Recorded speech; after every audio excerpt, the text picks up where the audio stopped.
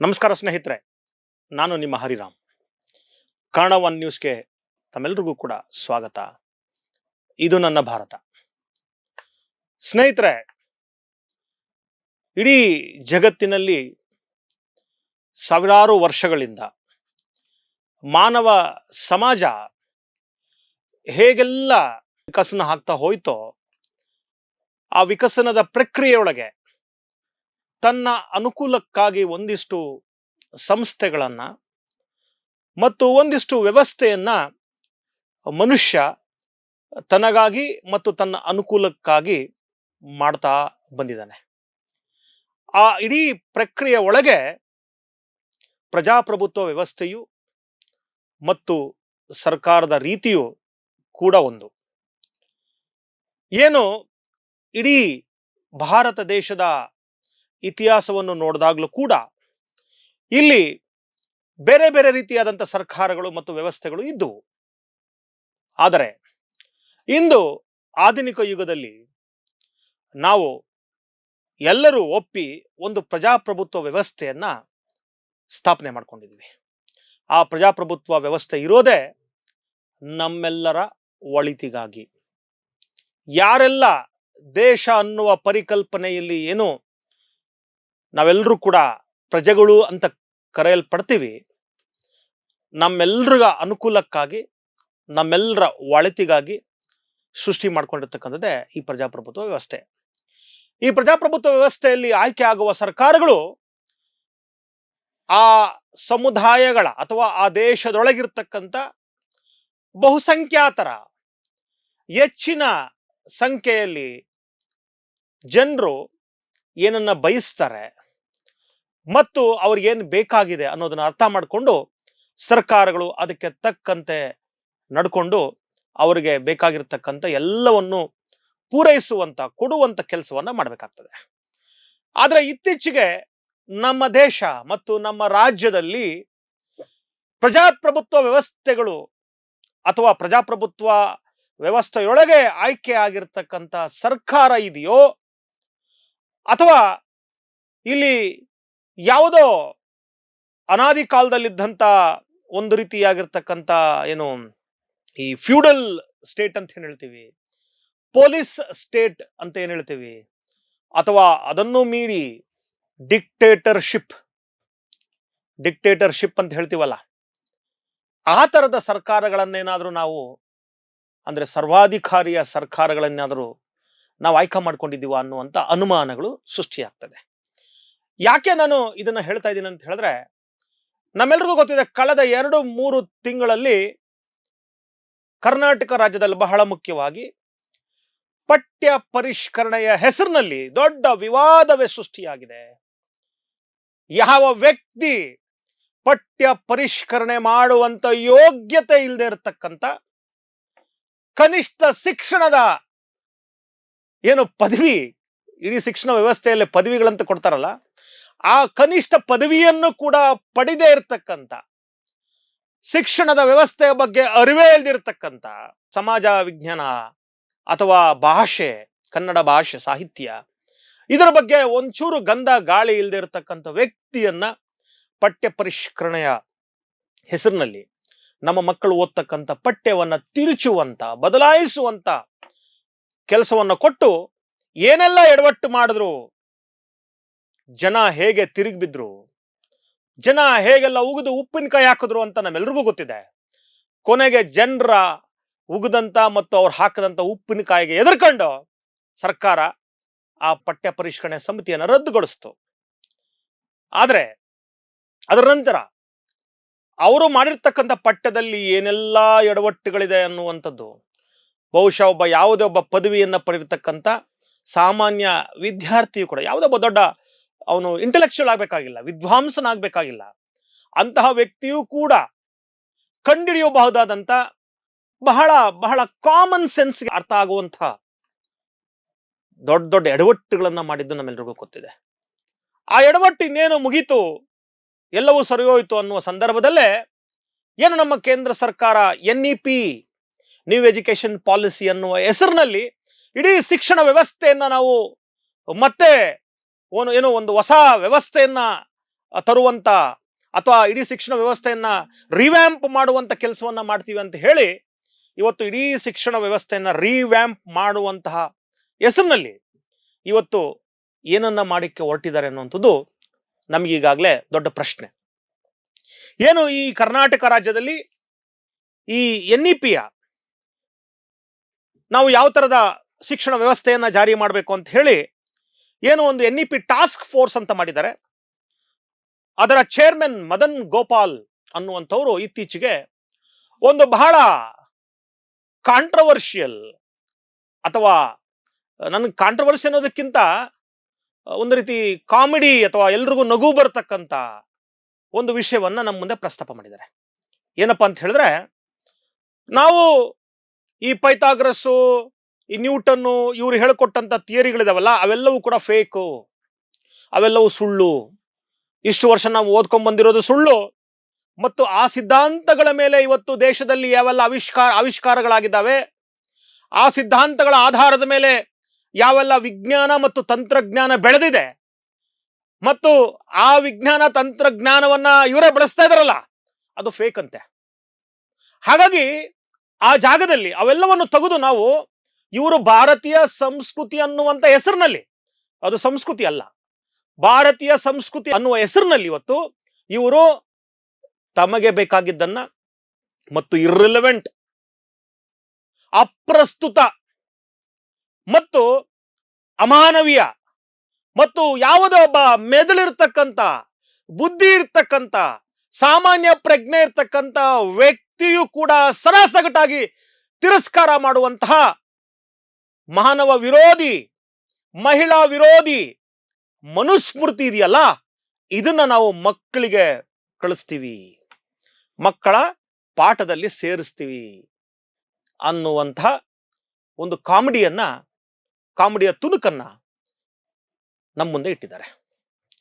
ಮತ್ತೆ ಅದ್ರ ಜೊತೆಗೆ ಇನ್ನೊಂದು ಕಡೆ ಹೇಳ್ತಾರೆ, ಮಕ್ಕಳು ಮೊಟ್ಟೆ ಮತ್ತು ಮಾಂಸ ತಿನ್ನೋದ್ರಿಂದ ಅವರ ಜೀವನ ಶೈಲಿಯಲ್ಲಿ ದೊಡ್ಡ ಪ್ರಮಾದಗಳು ಉಂಟಾಗ್ತವೆ ಅನ್ನುವಂತ ಅವಿವೇಕಿತನದ ಮಾತನ್ನು ಕೂಡ, ಅಂದ್ರೆ ಮೊಟ್ಟೆ ಮತ್ತು ಮಾಂಸ ತಿನ್ನಬಾರದು, ಮಕ್ಕಳು ತಿನ್ನೋದನ್ನ ಕಲಿಬಾರದು, ಸಣ್ಣ ವಯಸ್ಸಿಂದ ತೆಗಿಬೇಕು, ಸಾತ್ವಿಕ ಆಹಾರವನ್ನ ತಿನ್ನಬೇಕು ಅನ್ನುವಂತ ಮಾತನ್ನು ಕೂಡ ಹೇಳಿದ್ದಾರೆ.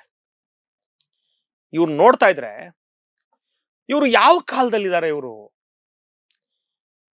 ಇವರು ಏನು ಓದ್ಕೊಂಡಿದ್ದಾರೆ, ಇವ್ರಿಗೆ ಏನು ಪರಿಜ್ಞಾನ ಇದೆ, ಇವರು ಮನೆಗಳಲ್ಲಿ ಹೇಗಿದ್ದಾರೆ? ಹಾಗಾದ್ರೆ ಇವೆಲ್ಲವನ್ನು ಅವ್ರ ಮಕ್ಕಳಿಗೆ ಹೇಳ್ಕೊಡೋದನ್ನ ಬಿಟ್ಟು, ಯಾಕಂದ್ರೆ ಇವರು ಸಂಪೂರ್ಣ ಸ್ವಾತಂತ್ರ್ಯ ಇದೆ, ಮತ್ತೆ ಸಾವಿರಾರು ವರ್ಷಗಳಿಂದ ಇದೆಲ್ಲವನ್ನು ಬಹಳಷ್ಟು ಕರಗತ ಮಾಡಿಕೊಂಡು ಬಹಳ ಈ ಕ್ಷೇತ್ರದಲ್ಲಿ ಪಂಡಿತರಾಗಿರ್ತಕ್ಕಂಥವ್ರು, ಮತ್ತು ಇವ್ರು ಹೇಳುವಂತ ಎಲ್ಲಾ ಗ್ರಂಥಗಳ ಪರಿಣಿತಿಯನ್ನ ಮತ್ತು ಪಂಡಿತರಾಗಿರ್ತಕ್ಕಂಥವ್ರು, ನಮ್ಮದೇ ಸ್ವತ್ತು ಅಂತೇಳಿ ಸಾವಿರಾರು ವರ್ಷಗಳ ಕಾಲ ಓದ್ಕೊಂಡ್ ಬಂದಿರತಕ್ಕಂಥವ್ರು, ಅವ್ರ ಮಕ್ಕಳಿಗೆ ಹೇಳ್ಕೊಡೋದನ್ನ ಬಿಟ್ಟು ಯಾಕೆ ಇವರು ಅವ್ರ ಮಕ್ಕಳನ್ನ ವಿದೇಶಿ ಶಾಲೆಗಳಿಗೆ, CBSE ICSE ಶಾಲೆಗಳಿಗೆ ಮತ್ತು ವಿದೇಶದ ಯೂನಿವರ್ಸಿಟಿಗಳಿಗೆ, ನಮ್ಮ ದೇಶ ಬೇಡ, ಅಮೆರಿಕ, ಇಂಗ್ಲೆಂಡ್, ಆಸ್ಟ್ರೇಲಿಯಾ, ಕೆನಡಾ, ಇನ್ನೊಂದು ಅನ್ನುವಂತ ವಿದೇಶಗಳಿಗೆ ಕಳಿಸಿ ಇದೇ ನ್ಯೂಟನ್ ಹೇಳುವಂತ ಥಿಯರಿಗಳನ್ನ, ಇದೇ ಪೈಥಾಗರಸ್ ಹೇಳುವಂತ ಥಿಯರಿಯನ್ನ, ಇದೇ ಐನ್ಸ್ಟೀನ್ ಹೇಳುವಂತ ಥಿಯರಿಯನ್ನ ಓದಿಸಿ ವಿಜ್ಞಾನಿಗಳನ್ನಾಗಿ ಮಾಡಿ, ಎಲ್ಲವನ್ನು ಮಾಡಿ ಇವ್ರ ಮಕ್ಕಳನ್ನ ದೊಡ್ಡ ದೊಡ್ಡ ಜಾಗಗಳಿಗೆ ಕೂರಿಸಿ, ಲಕ್ಷಾಂತರ ರೂಪಾಯಿ ಆದಾಯ ಬರುವ ಜಾಗಗಳಲ್ಲಿ ಕೂರಿಸಿ, ಇಲ್ಲಿ ನಮ್ಮ ಮಕ್ಕಳಿಗೆ ಬದನೆಕಾಯಿ ಕಲಿಸ್ತೀವಿ ಅಂತ ಹೇಳ್ತಾ ಇದ್ದಾರೆ. ಮನುಸ್ಮೃತಿ, ಇವರು ಓದಿದಾರ ಮನುಸ್ಮೃತಿ ಅಂತ? ಮನುಸ್ಮೃತಿಯಲ್ಲಿ ಬರುವಂತ 90%, 90% ನಾವು ಯಾರಾದ್ರೂ ಓದಿದ್ರೆ ಸ್ವಲ್ಪ ಒಬ್ಬ ಮನುಷ್ಯನಿಗೆ ಮೆದುಳಿದೆ, ಮನಸ್ಸಿದೆ, ಮತ್ತೆ ಒಂದಿಷ್ಟು ಕಾಮನ್ ಸೆನ್ಸ್ ಇದೆ, ಮಾನವೀಯತೆ ಇದೆ, ಪರಿಜ್ಞಾನ ಇದೆ ಅನ್ನುವಂತ ವ್ಯಕ್ತಿ ಯಾರಾದ್ರೂ ಆಗ್ಲಿ ಓದಿದ್ರೆ ಅದನ್ನ ತೆಗೆದು ಆ ಮನುಸ್ಮೃತಿಯನ್ನ ಕಸದ ಬುಟ್ಟಿಗೆ ಬಿಸಾಕ್ತಾನೆ.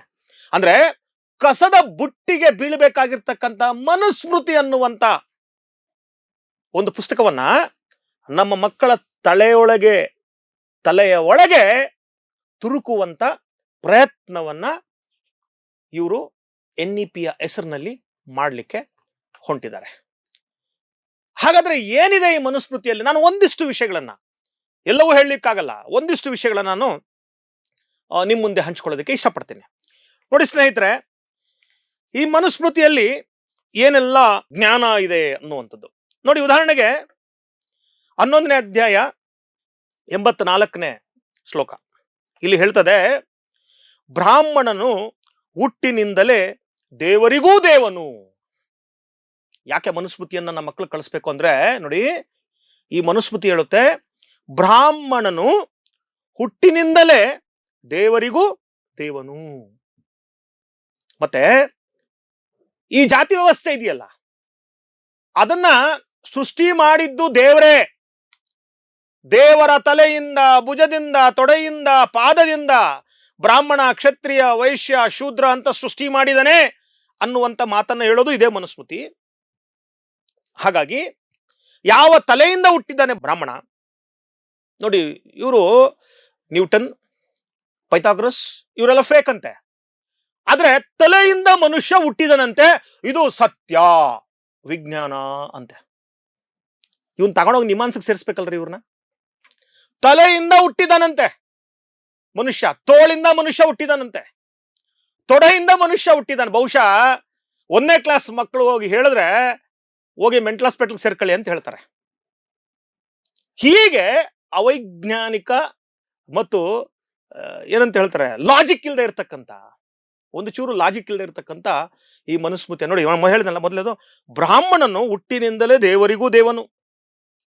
ಮತ್ತೆ ನೋಡಿ ಇಲ್ಲಿ ಹೇಳ್ತಾರೆ, ಅಗ್ನಿಯನ್ನು ಯಜ್ಞಾಹುತಿಯ ಸಲುವಾಗಿ ತೆಗೆದುಕೊಂಡು ಹೋಗುತ್ತಿರಲಿ ಅಥವಾ ಇಲ್ಲದಿರಲಿ, ಅದು ಹೇಗೆ ಮಹಾನ್ ದೈವವೋ ಹಾಗೆಯೇ ಒಬ್ಬ ಬ್ರಾಹ್ಮಣನು ಅಜ್ಞಾನಿಯಾಗಿರಲಿ, ಮಹಾವಿದ್ವಾಂಸನಾಗಿರಲಿ, ಅವನೊಬ್ಬ ದೊಡ್ಡ ದೈವಜ್ಞನೆಂದೇ ತಿಳಿಯಬೇಕು. ಚಾಪ್ಟರ್ 2 ಶ್ಲೋಕ 135. ಚಾಪ್ಟರ್ 9 ಶ್ಲೋಕ 317, ಬ್ರಾಹ್ಮಣನು ಅವಿದ್ಯಾವಂತನಾದರೂ ಪೂಜ್ಯನು. ಈ ಜಗತ್ತಿನಲ್ಲಿ ಏನಿದೆಯೋ ಅದೆಲ್ಲ ಬ್ರಾಹ್ಮಣನ ಸ್ವತ್ತು. ತನ್ನ ಜನ್ಮದ ಅತ್ಯಂತ ಶ್ರೇಷ್ಠತೆಯಿಂದಾಗಿ ಬ್ರಾಹ್ಮಣನು ಅವೆಲ್ಲಕ್ಕೂ ಅರ್ಹನಾಗಿದ್ದಾನೆ. ಚಾಪ್ಟರ್ 1 ಶ್ಲೋಕ 100. ಚಾಪ್ಟರ್ 10 ಶ್ಲೋಕ 3 ಹೇಳುತ್ತೆ, ಜನನ ಕ್ರಮದಲ್ಲಿ ಪ್ರಥಮನಾದುದರಿಂದಲೂ, ಜನ್ಮ ಶ್ರೇಷ್ಠತೆಯಿಂದಲೂ, ವೇದಗಳ ಅತ್ಯಂತ ನಿಖರವಾದ ಜ್ಞಾನದಿಂದಲೂ, ಯಜ್ಞೋಪವಿತಾದ ವೈಶಿಷ್ಟ್ಯದಿಂದಲೂ ಬ್ರಾಹ್ಮಣನೇ ಎಲ್ಲಾ ವರ್ಗಗಳ ಒಡೆಯ. ಬ್ರಾಹ್ಮಣನು 10 ವಯಸ್ಸಿನವನಾದರೂ 100 ವರ್ಷ ವಯಸ್ಸಿನ ಮಹಾರಾಜನಿಗೆ ಪಿತೃ ಸಮಾನನಾಗಿರುತ್ತಾನೆ. ಅವರಿಬ್ಬರಲ್ಲಿ ಬ್ರಾಹ್ಮಣನೇ ತಂದೆ. 2ನೇ ಚಾಪ್ಟರು 135ನೇ ಶ್ಲೋಕ. ಎಂತಹ ಅಪರಾಧ ಮಾಡಿದ್ದರೂ ಒಬ್ಬ ಬ್ರಾಹ್ಮಣನನ್ನು ರಾಜನು ಎಂದೂ ವಧಿಸಕೂಡದು. ಅವನ ದೇಹಕ್ಕೆ ಯಾವ ನೋವನ್ನು ಮಾಡದೆ, ಆಸ್ತಿ ಕಿತ್ತುಕೊಳ್ಳದೆ ಗಡಿಪಾರು ಮಾಡಬಹುದು. ಬ್ರಾಹ್ಮಣರ ಹತ್ಯೆಗಿಂತ ಮಹಾಪರಾಧ ಭೂಮಿಯ ಮೇಲೆ ಇನ್ನೊಂದಿಲ್ಲ. ಆದುದರಿಂದ ರಾಜನಾದರೂ ಸಹ ಅಕಸ್ಮಾತ್ ಮನಸ್ಸಿನಲ್ಲಿಯೂ ಪುರೋಹಿತನನ್ನು ಕೊಲ್ಲುವ ಯೋಚನೆ ಮಾಡಬಾರದು. ಚಾಪ್ಟರ್ 8 380-381 ಶ್ಲೋಕ. ಬ್ರಾಹ್ಮಣನು ನಾನಾ ವಿಧವಾದ ಕೀಳು ಕಸುಬುಗಳಲ್ಲಿ ನಿರತನಾಗಿದ್ದರೂ ಅವರು ಪೂಜಾರ್ಹರು, ಏಕೆಂದರೆ ಅವರು ದೈವಾತೀತರು. ಚಾಪ್ಟರ್ 9 319ನೇ ಶ್ಲೋಕ. ಶೂದ್ರನಿಗೆ ಶೂದ್ರ ಸ್ತ್ರೀ ಮಾತ್ರ ಹೆಂಡತಿಯಾಗಬಲ್ಲಲು, ವೈಶ್ಯನಿಗೆ ವೈಶ್ಯ ಮತ್ತು ಶೂದ್ರ ಸ್ತ್ರೀ, ಕ್ಷತ್ರಿಯನಿಗೆ ಕ್ಷತ್ರಿಯ ವೈಶ್ಯ ಶೂದ್ರ ಸ್ತ್ರೀ, ಬ್ರಾಹ್ಮಣನಿಗೆ 4 ವರ್ಣಗಳ ಸ್ತ್ರೀ ಹೆಂಡತಿ ಆಗಬಲ್ಲಲು. ಚಾಪ್ಟರ್ 2 13ನೇ ಶ್ಲೋಕ. ಬ್ರಾಹ್ಮಣ ವ್ಯಭಿಚಾರ ಮಾಡಿದರೆ ಮರಣದಂಡಗೆ ಬದಲಾಗಿ ತಲೆ ಬೋಳಿಸಿ ಅವನ ಅವಮಾನ ಮಾಡಬೇಕು. ಇತರ ವರ್ಣದವರಿಗೆ ಮರಣದಂಡನೆ ವಿಧಿಸಬೇಕು. ಚಾಪ್ಟರ್ 8 ಶ್ಲೋಕ 379 ಏನ್ ಹೇಳ್ತದೆ? ಒಬ್ಬ ಬ್ರಾಹ್ಮಣ ವ್ಯಭಿಚಾರ ಮಾಡಿದ್ರು ಕೂಡ ಅವನಿಗೆ ತಲೆ ಬೋಳಿಸ್ಬೇಕಂತೆ. ಆದರೆ ಉಳಿದಂಥವ್ರು, ನಾವು ನೀವೆಲ್ಲ ಅಪ್ಪಿತಪ್ಪಿ ಏನಾದ್ರು ಮಾಡಿಬಿಟ್ರೆ ನಮ್ಗೇನ್ ಮಾಡಬೇಕು? ಮರಣದಂಡನೆಯನ್ನ ವಿಧಿಸ್ಬೇಕಂತೆ. ಸರ್ವ ಪಾಪಗಳನ್ನು ಮಾಡಿದ್ಯಾಗಿಯೂ ಬ್ರಾಹ್ಮಣನನ್ನು ವಧಿಸಬಾರದು, ಆತನನ್ನು ದಂಡಿಸದೆ ಸಮಗ್ರ ಧನಸಹಿತವಾಗಿ ರಾಷ್ಟ್ರದಿಂದ ಓಡಿಸ್. ನೋಡಿ, ಏನ್ ತಪ್ಪು ಮಾಡಿದ್ರು ಅವನೇನು ಮಾಡಬಾರ್ದಂತೆ, ಅವನಿಗೆಲ್ಲ ಕೊಟ್ಬಿಟ್ಟು ಇಲ್ಲಿಂದ ಓಡಿಸ್ಬೇಕಂತೆ. ಅವ್ನು ಬದುಕಲಿಕ್ಕೆ ಏನೆಲ್ಲ ಬೇಕೋ ಅದೆಲ್ಲವನ್ನು ಕೊಟ್ಟು ಕಳಿಸ್ಬೇಕಂತೆ. ಚಾಪ್ಟರ್ 8 380ನೇ ಶ್ಲೋಕ ನೋಡಿ. ಅಂದ್ರೆ ಯಾಕೆ ಇವತ್ತು ಇವರ ಮನುಸ್ಮೃತಿಯನ್ನ ಮಕ್ಕಳಲ್ಲಿ ಕಳಿಸ್ಬೇಕು, ಮಕ್ಕಳ ತಲೆಯಲ್ಲಿ ಹಾಕ್ಬೇಕಂತ ಹೇಳ್ತಾ ಇದ್ದಾರೆ ಅಂದ್ರೆ, ಇದರಲ್ಲಿ ಒಂದು ಜಾತಿಯ ಪಾರಪತ್ಯವನ್ನ ಒಂದು ಜಾತಿಯ ಶ್ರೇಷ್ಠತೆಯನ್ನ ಬೋಧಿಸ್ತಕ್ಕಂಥದ್ದು. ಅಂದ್ರೆ ನಮ್ಮನ್ನ ನೀವು ಸುಮ್ಮನೆ ಬಾಯಿ ಮುಚ್ಕೊಂಡು ಒಪ್ಕೊಳ್ಳಿ, ನಾವು ಹೇಳ್ದಂಗೆ ಮಾಡ್ರಿ ಅಂತ ಮಕ್ಕಳಿಗೆ ನಾಳೆ ನಾವೇನ್ ಮಾಡಿದ್ರು ನೀವು ಪ್ರಶ್ನೆ ಮಾಡಬಾರ್ದು ಅನ್ನುವಂತ ಮನಸ್ಥಿತಿಯನ್ನ ಬೆಳೆಸ್ಲಿಕ್ಕೆ ಇವರು ಮನುಸ್ಮೃತಿಯನ್ನ ಮಕ್ಕಳಲ್ಲಿ ಹೇಳಲಿಕ್ಕೆ ಹೊಂಟಿದಾರಂತೆ. ನೋಡಿ, ಇನ್ನೊಂದು, ಇದು ಚಾಪ್ಟರ್ 7 ಶ್ಲೋಕ 417. ಬ್ರಾಹ್ಮಣನು ಸಂಶಯ ಪಡದೆ ಶೂದ್ರನ ಹಣವನ್ನು ಕಿತ್ತುಕೊಳ್ಳಬೇಕು, ಏಕೆಂದರೆ ಶೂದ್ರನಿಗೆ ಸ್ವಂತ ಸಂಪತ್ತೆಂಬುದೇ ಇಲ್ಲ, ಅವನ ಐಶ್ವರ್ಯವೆಲ್ಲವೂ ಬ್ರಾಹ್ಮಣನಿಗೆ ಸೇರಿದ್ದು. ಶೂದ್ರ ಮುಂಡೆಗಳು ಅಸ್ಪೃಶ್ಯರು ಅರ್ಥ ಮಾಡ್ಕೋಬೇಕು. ನೋಡಿ, ಶೂದ್ರ ಅಂದ್ರೆ ಯಾರು? ನಮ್ಮ ಕರ್ನಾಟಕದ ಲಿಂಗಾಯತರು, ಒಕ್ಕಲಿಗರನ್ನು ಸೇರ್ಕೊಂಡಂತೆ ಎಲ್ಲ ಹಿಂದುಳು ಜಾತಿಗಳು, ಜೊತೆಗೆ ದಲಿತರು. ಇವ್ರು ಯಾರಿಗೂ ಆಸ್ತಿ ಮಾಡೋ ಹಕ್ಕಿಲ್ವಂತೆ. ಆಸ್ತಿ ಇದ್ರೆ ಅದನ್ನ ಕಿತ್ಕೋಬೇಕಂತೆ. ಯಾಕಂದ್ರೆ ಆಸ್ತಿ ಅನ್ನೋದು ಬ್ರಾಹ್ಮಣನಿಗೆ ಮಾತ್ರ ಸೇರಿರ್ತಕ್ಕಂಥದ್ದು, ಅವನ ಹಕ್ಕು. ಬ್ರಾಹ್ಮಣರು ಎಂತ ಅನಿಷ್ಟ ವರ್ತನೆ ಕರ್ಮಗಳಲ್ಲಿ ತೊಡಗಿದ್ದರೂ ಅವರು ಪರಮ ದೈವ, ಆದ್ದರಿಂದ ಸರ್ವತಾ ಪೂಜ್ಯರು. ಚಾಪ್ಟರ್ 9 319ನೇ ಶ್ಲೋಕ ನೋಡಿ. ಶೂದ್ರನಿಗೆ ಈ ಲೋಕದಲ್ಲಿ ಪರಲೋಕದಲ್ಲಿ ಶೂದ್ರನಿಗೆ ಬ್ರಾಹ್ಮಣ ಸೇವೆಯಿಂದ ಮುಕ್ತಿ ಲಭಿಸುವುದು. ಕೇಳಿಸ್ಕೊಳ್ಳಿ, ಪಾವನಾಗ್ಲಿ ನಿಮ್ಮ ಕಿವಿಗಳು. ಈ ಲೋಕದಲ್ಲಿ ಪರಲೋಕದಲ್ಲಿ ಅಂದ್ರೆ ನೀವು ಬದುಕಿದ್ದಾಗ್ಲೂ ಸತ್ತಾಗ್ಲೂ ಶೂದ್ರನಿಗೆ ಬ್ರಾಹ್ಮಣ ಸೇವೆಯಿಂದ ಮುಕ್ತಿ ಲಭಿಸುವುದು. 10ನೇ ಚಾಪ್ಟರ್ 122ನೇ ಶ್ಲೋಕ. ಶೂದ್ರನಿಗೆ ವಿಪ್ರ ಸೇವೆಯು ಸುಖದಾಯಕವೂ ಬೇರೇನು ಬೇಡ. ಶೂದ್ರನಿಗೆ ಧರ್ಮ ಸಂಸ್ಕಾರಗಳಿಲ್ಲ. ಬ್ರಾಹ್ಮಣನಿಗೆ ಆತ್ಮಜ್ಞಾನ, ಕ್ಷತ್ರಿಯನಿಗೆ ರಕ್ಷಣೆ, ವೈಶ್ಯನಿಗೆ ಕೃಷಿ, ಶೂದ್ರರಿಗೆ ಸೇವೆಯೇ ತಪಸ್ಸು, ಬೇರೆ ಇಲ್ಲ. ನೋಡಿ, ಹುಟ್ಟು ಮಾತ್ರದಿಂದ ಬ್ರಾಹ್ಮಣನಾದವನು ಕೂಡ, ಅಂದರೆ ವಿದ್ಯೆ ಇಲ್ಲದೆ ಯಾವುದೇ ವೇದೋಕ್ತ ಕ್ರಿಯೆ ಮಾಡಿರದವನು ರಾಜನಿಗೆ ಧರ್ಮ ಪ್ರವಚನ ಹೇಳಬಹುದು. ಇವನೇನು ಓದ್ಲಿಲ್ಲ ಅಂದ್ರು, ಏನು ಕಿಸಿಲಿಲ್ಲ ಅಂದ್ರು, ಇವನು ಎಲ್ರಿಗೂ ಬೋಧನೆ ಮಾಡ್ಬೋದಂತೆ. ಅವನು ಅಂದ್ರೆ ನ್ಯಾಯಾಧೀಶನಾಗಿ ವರ್ತಿಸಬಹುದು. ಆದರೆ ಶೂದ್ರನಾದವನು ಎಷ್ಟೇ ಕಲಿತಿದ್ದರೂ ಆ ಕೆಲಸ ಮಾಡುವಂತಿಲ್ಲ. ಇವನು ಶಾಲೆಗೆ ಹೋಗದೆ ಇದ್ರು, ABCD ಕಲಿದೇ ಇದ್ರು, ಈ ಕಲಿದೇ ಇದ್ರು, ತಲೆಯಲ್ಲಿ ಒಂದು ಪೈಸೆ ಜ್ಞಾನ ಇಲ್ಲದೆ ಇದ್ರು, ಇವನು ಎಲ್ರಿಗೂ ಏನ್ ಬೇಕಾದ್ರೂ ಹೇಳ್ಕೊಡ್ಬೋದಂತೆ. ಆದ್ರೆ ಶೂದ್ರ ಎಷ್ಟು ಜ್ಞಾನಿ ಆದ್ರೂ ಹೇಳ್ಕೊಡಂಗಿಲ್ವಂತೆ. ಇದನ್ನ ನಿಮ್ಮ ಮಕ್ಕಳ ತಲೆಯಲ್ಲಿ ಹಾಕ್ಲಿಕ್ಕೆ ಮನುಸ್ಮೃತಿಯನ್ನ ಇವ್ರು ಜಾರಿ ಮಾಡ್ತಾರಂತೆ. ನೋಡಿ, ಹಾಗೇನಾದ್ರು ಶೂದ್ರನು ದರ್ಪದಿಂದ ಬ್ರಾಹ್ಮಣನಿಗೆ ಧರ್ಮೋಪದೇಶ ಮಾಡಲು ಹೊರಟರೆ ರಾಜನು ಅವನ ಮುಖ ಕಿವಿಗಳಿಗೆ ಕಾದ ಎಣ್ಣೆ ಹುಯಿಸಬೇಕು. 8ನೇ ಚಾಪ್ಟರು 272ನೇ ಶ್ಲೋಕ. ನಾನು ಶ್ಲೋಕಗಳನ್ನು ಹೇಳ್ತಾ ಇದ್ದೀನಿ, ಯಾಕಂದ್ರೆ ಹೇಗಾಗ್ಬಿಟ್ಟಿದೆ ನಮ್ಮ ದೇಶ ಇವತ್ತಂದ್ರೆ, ಅವ್ರು ಹೇಳಿದ್ದೆಲ್ಲವೂ ಸತ್ಯ, ನಾವ್ ಹೇಳಿದ್ದೆಲ್ಲವೂ ಸುಳ್ಳು ಅಂತ. ಇದು ನಾನು ಹೇಳ್ತಾರ, ನಾನು ಬರ್ದಿರೋ ಮನುಸ್ಮೃತಿ ಅಲ್ಲ, ಅವ್ರು ಹೇಳ್ತಾರಲ್ಲ, ಅವರ ಪಿತಾಮಹ ಮನು ಇದನ್ನಲ್ಲ, ಅವರೇ ಬರೆದಿರ್ತಕ್ಕಂಥ ಮನುಸ್ಮೃತಿ. ಸುಮತಿ ಭಾರ್ಗವ ಗೊತ್ತಲ್ಲ, ಅವನ ಕಾಲದಲ್ಲಿ ಬಂತಲ್ಲ, ಆ ಮನುಸ್ಮೃತಿನೇ. ನೋಡಿ, ಇನ್ನು ಮುಂದೆ ಹೋಗಿ ಹೇಳ್ತಾನೆ, 4ನೇ ಅಧ್ಯಾಯ 99ನೇ ಶ್ಲೋಕ. ಶೂದ್ರನ ಸನ್ನಿಧಿಯಲ್ಲಿ ಎಂದೂ ವೇದ ಓದಬಾರದು. ಶೂದ್ರರು ಏನ್ ವೃತ್ತಿ ಮಾಡಬೇಕು ಅಂತ. ದೇವರು ಶೂದ್ರನಿಗೆ ವಹಿಸಿರುವ ಒಂದೇ ವೃತ್ತಿ ಎಂದರೆ ವಿನಯಪೂರ್ವಕವಾಗಿ ಉಳಿದ 3 ವರ್ಣದವರ ಸೇವೆ ಮಾಡುವುದು. ಬ್ರಾಹ್ಮಣನ ಸೇವೆಯೊಂದೇ ಶೂದ್ರನಿಗೆ ಅತ್ಯುತ್ತಮ ಉದ್ಯೋಗವೆಂದು ಘೋಷಿಸಲಾಗಿದೆ. ಇದಲ್ಲದೆ ಬೇರೆ ಏನು ಮಾಡಿದರೂ ಅದರಿಂದ ಫಲವಿಲ್ಲ. ಚಾಪ್ಟರ್ 10 123ನೇ ಶ್ಲೋಕ. ಭಗವಂತನು ಶೂದ್ರನಿಗೆ ವಿಧಿಸಿದ ಒಂದೇ ಒಂದು ವೃತ್ತಿ ಎಂದರೆ ಮೇಲಿನ 3 ವರ್ಣಗಳವರೆಗೂ ನಮ್ರತೆಯಿಂದ ಸೇವೆ ಮಾಡುವುದು. ಚಾಪ್ಟರ್ 1 91ನೇ ಶ್ಲೋಕ. ಕ್ರಯಕ್ಕೆ ಕೊಂಡವನಾಗಿರಲಿ ಅಲ್ಲದಿರಲಿ ಶೂದ್ರನನ್ನು ಬ್ರಾಹ್ಮಣನು ಸೇವೆ ಮಾಡಲು ಒತ್ತಾಯಿಸಬಹುದು. ಬ್ರಾಹ್ಮಣನ ಸೇವೆ ಮಾಡಲು ಬ್ರಾಹ್ಮಣನು ಶೂದ್ರನನ್ನು ಒತ್ತಾಯಿಸಬಹುದು. ಶೂದ್ರನು ಸ್ವಯಂಭುವಿನಿಂದ ದಾಸನಾಗಲೆಂದೇ ಸೃಷ್ಟಿಯಾದವನು. ನೋಡಿ, ಶೂದ್ರನಿಗೆ ಉಂಡು ಮಿಕ್ಕ ಅನ್ನ, ಹಳೆಯ ಬಟ್ಟೆ, ಬೆರಕೆ ಧಾನ್ಯ, ಹಳೆಯ ಹಾಸಿಗೆ ಕೊಡಬೇಕು. ಚಾಪ್ಟರ್ 10 125ನೇ ಶ್ಲೋಕ.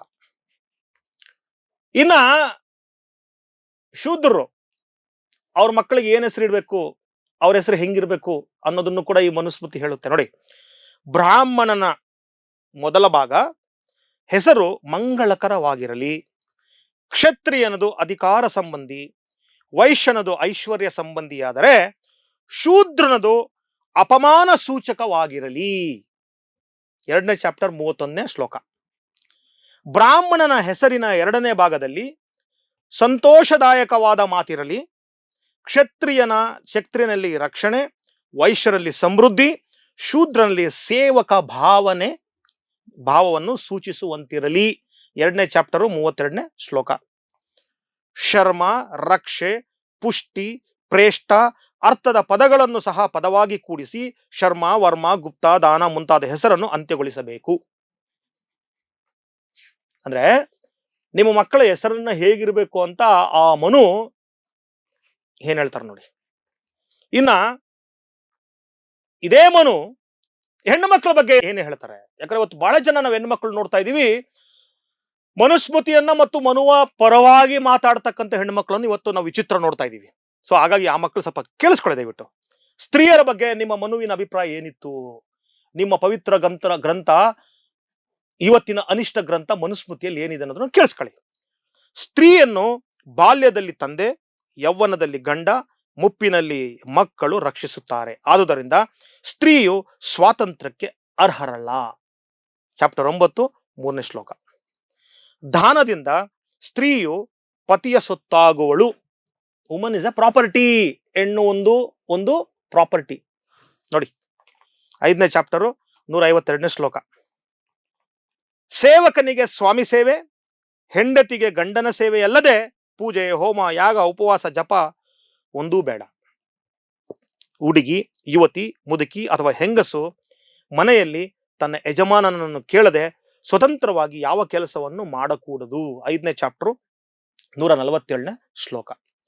ವೇದದ ಪಾಠ ವಿಚಾರಕ್ಕೂ ಸ್ತ್ರೀಯರಿಗೂ ಏನೂ ಸಂಬಂಧ ಇಲ್ಲ. 9ನೇ ಚಾಪ್ಟರ್ 18ನೇ ಶ್ಲೋಕ. ಬ್ರಾಹ್ಮಣನೊಬ್ಬನು ಅಕ್ರಮವಾಗಿ ಶೂದ್ರರಿಗೆ, ಸ್ತ್ರೀಯರಿಗೆ ವೇದವನ್ನು ಕಲಿಸಿದರೆ ಅವನು ಪಾಪ ಮಾಡಿದಂತೆ. 11ನೇ ಚಾಪ್ಟರ್ 199ನೇ ಶ್ಲೋಕ. ಒಬ್ಬ ಶೂದ್ರನು ಉದ್ದೇಶಪೂರ್ವಕವಾಗಿ ವೇದ ಪಾಠವನ್ನು ಕೇಳಿಸಿಕೊಂಡರೆ ಅವನ ಕಿವಿಯಲ್ಲಿ ಕಾದ ಸೀಸವನ್ನು ಮತ್ತು ಅರಗನ್ನು ತುಂಬಿಸಬೇಕು. ವೇದವನ್ನೇನಾದರೂ ಅವನು ಉಚ್ಚರಿಸಿದರೆ ನಾಲಿಗೆಯನ್ನು ಕತ್ತರಿಸಬೇಕು. ಅವನು ವೇದದಲ್ಲಿ ಪರಿಣಿತಿಯನ್ನು ಸಂಪಾದಿಸಿದರೆ ಅವನ ದೇಹವನ್ನೇ ತುಂಡು ತುಂಡಾಗಿ ಕತ್ತರಿಸಿ ಹಾಕಬೇಕು. 12ನೇ ಚಾಪ್ಟರ್ 4ನೇ ಶ್ಲೋಕ. ಪುರುಷ ದೋಷವು ನಾರಿಯರ ಸ್ವಭಾವ. ನೋಡಿ, ಹೆಣ್ಣು ಮಕ್ಕಳ ಬಗ್ಗೆ ಒಬ್ಬ ರೋಗಿ ಹೇಳೋ ಹಾಗೆ ಒಬ್ಬ ಪುಡಾರಿ ಪುಂಡ ಹೇಳ್ತಾನಲ್ಲ, ಹಾಗೆ ಹೇಳ್ತಾರೆ ನೋಡಿ ಹೆಣ್ಣು ಮಕ್ಕಳ ಬಗ್ಗೆ. ಏನಂತ? ಪುರುಷ ದೋಷವು ಈ ಜಗತ್ತಿನ ನಾರಿಯರ ಸ್ವಭಾವ. ಆದ್ದರಿಂದಲೇ ಬುದ್ಧಿವಂತರು ನಾರಿ ಸಹವಾಸದಲ್ಲಿ ಅಜಾಗರೂಕರಾಗಿರಬಾರದು. ನಾರಿಯರು ಅವಿದ್ಯಾವಂತನಷ್ಟೇ ಅಲ್ಲ, ಅವಿದ್ಯಾವಂತನಷ್ಟೇ ಅಲ್ಲ, ವಿದ್ವಾಂಸರನ್ನು ಕಾಮ ಕ್ರೋಧ ವಶವನ್ನಾಗಿಸಬಲ್ಲರು.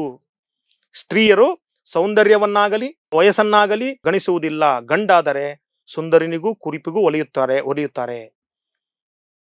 ನೋಡಿ, ಅಂದ್ರೆ ನೋಡಿ, ಬಹಳ ಮುಖ್ಯವಾಗಿ ಹೆಂಡತಿ, ಮಗ ಮತ್ತು ದಾಸ ಈ ಮೂವರಿಗೂ ಆಸ್ತಿಯ ಹಕ್ಕು ಇಲ್ಲವೆಂದು ಘೋಷಿಸಲಾಗಿದೆ. ಅವರು ಗಳಿಸುವ ಸಂಪತ್ತು ಅವರು ಯಾರಿಗೂ ಸೇರಿದ್ದೋ ಅವರಿಗೆ ಸೇರುತ್ತದೆ. 9ನೇ ಚಾಪ್ಟರ್ 146ನೇ ಶ್ಲೋಕ. ನೋಡಿ, ತಪ್ಪು ಮಾಡಿದ ಹೆಂಡತಿ ಮಗ, ಶಿಷ್ಯ ಮತ್ತು ದಾಸನಿಗೆ ಬಳ್ಳಿ ಅಥವಾ ಬಿದಿರೆ ಸಳಿನಿಂದ ಹೊಡೆಯಬಹುದು. ಎಷ್ಟು ಸ್ತ್ರೀಯರಿಗೆ ವೇದಾಧ್ಯಯನದ ಹಕ್ಕಿಲ್ಲ, ಆದ್ದರಿಂದಲೇ ವೇದ ಮಂತ್ರಗಳ ಉಚ್ಚಾರವಿಲ್ಲದ ಅವರ ಸಂಸ್ಕಾರಗಳನ್ನು ಮಾಡುತ್ತಾರೆ. ಸ್ತ್ರೀಯರಿಗೆ ವೇದಜ್ಞಾನದ ಹಕ್ಕಿಲ್ಲವಾದ್ದರಿಂದ ಅವರಿಗೆ ಧರ್ಮಜ್ಞಾನವೂ ಇರುವುದಿಲ್ಲ. ಪಾಪ ಪರಿಹಾರಕ್ಕೆ ವೇದ ಮಂತ್ರ ಪಠನ ಅಗತ್ಯವಿದೆ. ಸ್ತ್ರೀಯರು ವೇದ ಮಂತ್ರಗಳನ್ನು ಹೇಳುವಂತಿಲ್ಲವಾದ್ದರಿಂದ ಅವರು ಅನೃತ ದ್ರಷ್ಟ ಶುದ್ಧರು. ನೋಡಿ, ಹೀಗೆ ನೋಡಿ, ಗಂಡನು ಶೀಲಹೀನನಾಗಿದ್ದರೂ, ಕಾಮವೃತ್ತನಾಗಿ ಬೇರೆಡೆ ಸುಖ ಆರಿಸುತ್ತಿದ್ದರೂ ಅಥವಾ ಗುಣವೀನನಾಗಿದ್ದರೂ ಸಾಧ್ವಿಯಾದ ಹೆಂಡತಿಯು ಅವನನ್ನೇ ದೇವರೆಂದು ತಿಳಿದು ಸತತವಾಗಿ ಪೂಜಿಸಬೇಕು.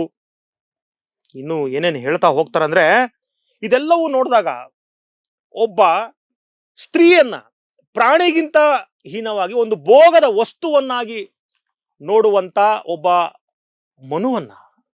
ಮನುಸ್ಮೃತಿಯನ್ನ ಪವಿತ್ರ ಗ್ರಂಥ ಅಂತ ಹೇಳ್ತಿರಲ್ಲ, ನಿಮ್ಮ ತಲೆಗಳಿಗೆ ಏನಾಗಿದೆ, ನಿಮ್ಮ ಆಲೋಚನೆಗಳಿಗೆ ಏನಾಗಿದೆ ನೋಡಿ. ಇದನ್ನ ಇವತ್ತು ನಿಮ್ಮ ಮಕ್ಕಳಿಗೆ ಶಾಲೆಯಲ್ಲಿ ಹೇಳ್ಕೊಡ್ಬೇಕು, ನಿಮ್ಮ ಮಕ್ಕಳಿಗೆ ಕಳಿಸ್ತೀವಿ ಅಂತ ಹೇಳಿಕೊಂಡಿದ್ದಾರೆ ಇವತ್ತು ನಮ್ಮ ಬುದ್ಧಿಜೀವಿಗಳು ಅಥವಾ ಅವರಲ್ಲಿರ್ತಕ್ಕಂಥ ಬುದ್ಧಿಜೀವಿಗಳು. ನೋಡಿ, ಅಸ್ಪೃಶ್ಯರು ಊರ ಹೊರಗೆ ವಾಸ ಮಾಡಬೇಕು. ಒಳ್ಳೆಯ ಪಾತ್ರೆಗಳನ್ನು ಅವರು ಉಪಯೋಗಿಸಬಾರದು. ನಾಯಿ ಕತ್ತೆಗಳೇ ಅವರ ಸೊತ್ತು. ಚಂಡಾಳರು ಹೆಣದ ಬಟ್ಟೆಗಳನ್ನು ಧರಿಸಬೇಕು. ಒಡೆದ ಮಡಿಕೆಗಳಲ್ಲಿ ಊಟ ಮಾಡಬೇಕು. ಕಬ್ಬಿಣದ ಬಳೆಗಳನ್ನು ತೊಟ್ಟುಕೊಂಡು ಸದಾ ಅಲೆಮಾರಿಗಳಾಗಿರಬೇಕು. 10ನೇ ಚಾಪ್ಟರ್ 81-82ನೇ ಶ್ಲೋಕ. ಮೇಲು ಜಾತಿಯವರ ಕೆಲಸ ಮಾಡಲು ಶೂದ್ರರು ತಿರಸ್ಕರಿಸಿದರೆ ಅವರ ಆಸ್ತಿ ಪಾಸ್ತಿಯನ್ನು ರಾಜ ಮುಟ್ಟುಗೋಲು ಹಾಕಿಕೊಂಡು ದೇಶದಿಂದ ಹೊರಗೆ ಅಟ್ಟಬೇಕು. ಇವತ್ತು ಉತ್ತರ ಪ್ರದೇಶದಲ್ಲಿ ಬುಲ್ಡೋಸರ್ ನಡೀತಾ ಇದೆಯಲ್ಲ ನೋಡಿ, ಇಲ್ಲಿದೆ ನೋಡಿ ಅದರದ್ದು ಮೂಲ ನೋಡಿ. ಇಲ್ಲಿ ಏನ್ ಹೇಳ್ತಾರೆ, ಇಲ್ಲಿ ಮೇಲು ಜಾತಿಯವರ ಕೆಲಸ ಮಾಡಲು ಶೂದ್ರರು ತಿರಸ್ಕರಿಸಿದರೆ ಅವನ ಆಸ್ತಿ ಪಾಸ್ತಿಯನ್ನು ರಾಜ್ಯ ಮುಟ್ಟುಗೋಲು ಮಾಡಬೇಕು. ನಮ್ಮ ಯೋಗಿ ಆದಿತ್ಯನಾಥ್ ಹೇಳ್ತಾ ಇದಾರಲ್ಲ, ಉತ್ತರ ಪ್ರದೇಶದಲ್ಲಿ ಯಾರಾದ್ರೂ ಪ್ರತಿಭಟಿಸ್ತಾರೆ, ಸರ್ಕಾರದ ವಿರುದ್ಧವಾಗಿ ನಿಂತರೆ ಅವರ ಮನೆಗಳನ್ನ ಧ್ವಂಸ ಮಾಡ್ತೀನಿ JCB ಕೊಟ್ಟು ಅಂತ ಮುಸಲ್ಮಾನರು ಮಾಡ್ತಾ ಇದಾರಲ್ಲ. ಯಾಕೆ ಅಂದ್ರೆ ಈ ಮುಸಲ್ಮಾನರು ಮಾಜಿ ಶೂದ್ರರು, ಈ ಮುಸಲ್ಮಾನರು ಮಾಜಿ ಶೂದ್ರರು ಮತ್ತು ಅಸ್ಪೃಶ್ಯರು. ಹಾಗಾಗಿ ಇವತ್ತು ಅವರ ಮನೆಗಳನ್ನ JCBಯಲ್ಲಿ ಹೊಡಿತಾ ಇದ್ದಾರೆ. ನಾಳೆ ನಿಮ್ಮ ಮನೆಗೂ ಬರ್ತಾರೆ, ನಾಳೆ ನಾನ್ ಮುಸ್ಲಿಂ ಶೂದ್ರರಿಗೂ ಬರ್ತಾರೆ.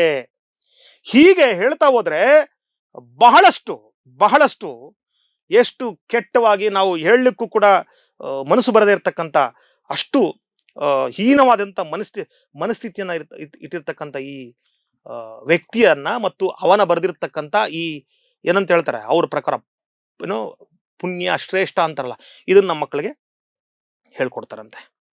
ನೋಡಿ, ಯಾವ ತಪ್ಪಿಗೂ ಬ್ರಾಹ್ಮಣರಿಗೆ ಮರಣದಂಡನೆ ಇಲ್ಲ. ಯಾವ ತಪ್ಪಿಗೂ ಬ್ರಾಹ್ಮಣನಿಗೆ ಮರಣದಂಡನೆ ಇಲ್ಲ. ಹೀಗೆ ನಾನು ಹೇಳ್ತಾ ಹೋದ್ರೆ ಇನ್ನೂ ಬಹಳಷ್ಟಿದ್ದಾವೆ. ಬಹುಶಃ ಈ ಇಷ್ಟು ವಿಷಯಗಳಲ್ಲೇ ನಮ್ಮ ಎಲ್ರಿಗೂ ಕೂಡ ನಿಮ್ಗೆ ಅರ್ಥ ಆಗಿರ್ತದೆ ಈ ಮನುಸ್ಮೃತಿ ಅನ್ನುವಂಥ ಪುಸ್ತಕದಲ್ಲಿ ಎಷ್ಟು ಕೊಳಕಿದೆ, ಎಷ್ಟು ಅಮಾನವೀಯವಾಗಿರ್ತಕ್ಕಂಥ ಅಂಶಗಳಿದಾವೆ.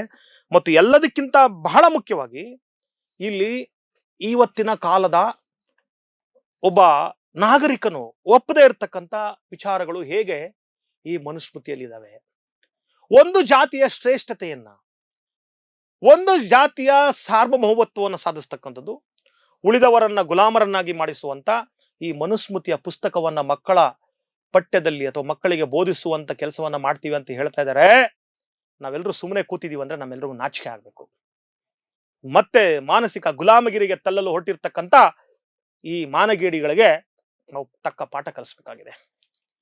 ನಮ್ಮ ಮಕ್ಕಳು ಓದ್ಬೇಕಾಗಿರೋದು ವಿಜ್ಞಾನ, ಗಣಿತ, ಸಮಾಜ, ಸಾಹಿತ್ಯ, ಕಲೆ, ಕ್ರೀಡೆ. ಇವು ಇಂತಹ ಗೋಸುಂಬೆತನ ಮತ್ತು ಕೆಲ್ಸಕ್ಕೆ ಬಲ್ದಿರತಕ್ಕಂಥ ಮತ್ತು ಅವೈಜ್ಞಾನಿಕ ಪುಂಡ್ರು ಹೇಳ್ತಕ್ಕಂಥ ಮಾತುಗಳನ್ನು ನಾವು ಕೇಳಬೇಕಾಗಿರೋದು. ಹಾಗಾಗಿ ಇವತ್ತು ನಾವೆಲ್ಲರೂ ಕೂಡ ಸರ್ಕಾರವನ್ನ ಪ್ರಶ್ನಿಸಬೇಕಾಗಿದೆ. ನಿಮ್ಮ ಮನುಸ್ಮೃತಿಯನ್ನ ನಿಮ್ಮ ಮಕ್ಕಳಿಗೆ ನಿಮ್ಮ ಮನೆಯಲ್ಲಿ ಬೋಧಿಸಿ. ನಿನ್ನ ತಾಯಿಯನ್ನು ಗೌರವಿಸಬೇಡ, ನಿನ್ನ ಹೆಂಡತಿಯನ್ನ ಗೌರವಿಸಬೇಡ, ನಿನ್ನ ಅಕ್ಕ ತಂಗಿಯನ್ನ ಗೌರವಿಸಬೇಡ, ಅವಳು ನಾಯಿಗಿಂತ ಕೀಳು ಅನ್ನೋದನ್ನ ನಿಮ್ಮ ಮಕ್ಕಳಿಗೆ ಹೇಳ್ಕೊಡ್ರಿ. ಯಾಕೆ ನಮ್ಮ ಮಕ್ಕಳಿಗೆ ಹೇಳ್ಕೊಡ್ತೀವಿ? ನಮ್ಮ ಮಕ್ಕಳಲ್ಲಿ ನಾವು ನಮ್ಮ ಮನೆಗಳಲ್ಲಿ ಹೆಣ್ಣನ್ನ ತಾಯಿ ಅಂತ ಪೂಜೆ ಮಾಡ್ತಕ್ಕಂಥವ್ರದ್ದು. ತಾಯಿ ಆಗಿರ್ಲಿ, ಹೆಂಡತಿ ಆಗಿರ್ಲಿ, ತಂಗಿ ಆಗಿರ್ಲಿ, ಅಕ್ಕ ಆಗಿರ್ಲಿ, ಯಾರೇ ಆಗಿರ್ಲಿ, ನಾವು ತಾಯಿಯ ರೀತಿಯಲ್ಲಿ ಹೆಣ್ಣಿಗೆ ಗೌರವ ಕೊಡ್ತಕ್ಕಂಥವ್ರು. ಈ ಮನಸ್ಸುಗಳ ಸಣ್ಣ ಮನಸ್ಸಿನ ಸಣ್ಣ ಹುಡುಗರ ಮನಸ್ಸಿನಲ್ಲಿ ನೀವು ಈ ವಿಷ ಬೀಜವನ್ನ, ಮಹಿಳೆಯ ವಿರೋಧಿ ಮತ್ತು ಒಂದು ಜಾತಿಯ ಪರ ಮತ್ತು ಎಲ್ಲಾ ಜಾತಿಗಳ ವಿರೋಧಿಯ ಭಾವನೆಗಳನ್ನ ತುಂಬಿಸ್ಲಿಕ್ಕೆ ಇವತ್ತು ಮನುಸ್ಮೃತಿಯನ್ನ ನೀವು ಮಕ್ಕಳ ಪಾಠದಲ್ಲಿ ಸೇರಿಸಿಕ್ ಹೋಗ್ತಾ ಇದ್ರೆ ನಿಮ್ಮ ಈ ಹೀನ ಮನಸ್ಥಿತಿಗೆ ಧಿಕ್ಕಾರವಿರಲಿ. ಯೋಚನೆ ಮಾಡಿ, ಈ ಮನುಸ್ಮೃತಿಯನ್ನ ಮಕ್ಕಳು ಓದ್ಬೇಕಾ? ಸರ್ಕಾರಕ್ಕಾದ್ರೂ ತಲೆ ಇಲ್ಲ. ಅವ್ರು ಆಯ್ಕೆ ಮಾಡಿರುವಂತವ್ರೆಲ್ಲರೂ ಗೊತ್ತಿದೆ ನಮಗೆ ಅವ್ರ ತಲೆಯಲ್ಲಿ ಏನಿದೆ ಅಂತ ಹೇಳಿ, ಅವ್ರು ಎಷ್ಟು ಬುದ್ಧಿವಂತರು, ವಿದ್ವಾಂಸರು ಅಂತೇಳಿ. ಅಂತಹ ತಲೆಕೆಟ್ಟ ವಿದ್ವಾಂಸರು ಅವ್ರ ಮಕ್ಕಳಿಗೆ ಬೇಕಾದ್ರೆ ಇದನ್ನೆಲ್ಲ ಬೋಧಿಸ್ಕೊಳ್ಳಿ. ನಾವು ನಮ್ಮ ಮಕ್ಕಳಿಗೆ ಇದೆಲ್ಲ ಬೋಧಿಸ್ಲಿಕ್ಕೆ ನಾವು ಬಿಡೋದಿಲ್ಲ. ಈ ನಿಲುವು ನೀವು ಕೂಡಲೇ ಬದಲಾಯಿಸಬೇಕು. ನಾವು ಮೊಟ್ಟೆನಾದ್ರೂ ತಿಂತೀವಿ, ಮಾಂಸವಾದ್ರೂ ತಿಂತೀವಿ. ನಾವು ಶತಮಾನಗಳಿಂದ ಮಾಂಸ ಮೊಟ್ಟೆ ತಿಂದು ಆರೋಗ್ಯವಾಗಿ, ದಷ್ಟಪುಷ್ಟವಾಗಿ, ಮಾನಸಿಕವಾಗಿ ಮತ್ತು ದೈಹಿಕವಾಗಿ ಆರೋಗ್ಯವಾಗಿದ್ದೀವಿ. ನಿಮ್ ತರ ಮಾನಸಿಕವಾಗಿ ಮತ್ತು ಆರೋಗ್ಯವಾಗಿ ನಾವು ಅನಾರೋಗ್ಯವಾಗಿಲ್ಲ. ನೀವು ಮಾನಸಿಕವಾಗಿ ಎಷ್ಟು ರೋಗಿಷ್ಟ್ರು ಅನ್ನುವಂಥದ್ದು ನಿಮ್ಮ ಈ ಮಾತುಗಳಿಂದನೇ ಗೊತ್ತಾಗ್ತದೆ. ನಿಮ್ಮ ಈ ಮಾನಸಿಕ ರೋಗ ನಮಗೂ ಬೇಡ. ನೀವು ತಿನ್ನುವ ಆಹಾರ ಇದೆಯಲ್ಲ, ಅದು ನಿಮ್ಮನ್ನ ದೈಹಿಕವಾಗಿ ಮಾನಸಿಕವಾಗಿ ಸದೃಢಗೊಳಿಸ್ತಂತದೆ. ನಾವು ತಿನ್ನುವ ಆಹಾರ ಇವತ್ತು ನಾವು ಮಾನಸಿಕವಾಗಿ ದೈಹಿಕವಾಗಿ ಈ ರೀತಿ ಇದ್ದೀವಿ. ನಿಮ್ಮ ಆಹಾರ ತಿಂದು ನಿಮ್ ತರ ಆಗೋದು ಬೇಡ. ನಾವೆಲ್ಲರೂ ಇದನ್ನ ವಿರೋಧಿಸೋಣ ಅಂತ ಹೇಳ್ತಾ ಇವತ್ತಿನ ಸಂಚಿಕೆಯನ್ನು ಮುಗಿಸ್ತಾ ಇದ್ದೀನಿ. ನಮಸ್ಕಾರ. ನಾನು ನಿಮ್ಮ ಹರಿರಾಮ್. ನೋಡ್ತಾ ಇರಿ ಕನ್ನಡ ನ್ಯೂಸ್ 1. ನಮಸ್ಕಾರ. ಇದು ನನ್ನ ಭಾರತ.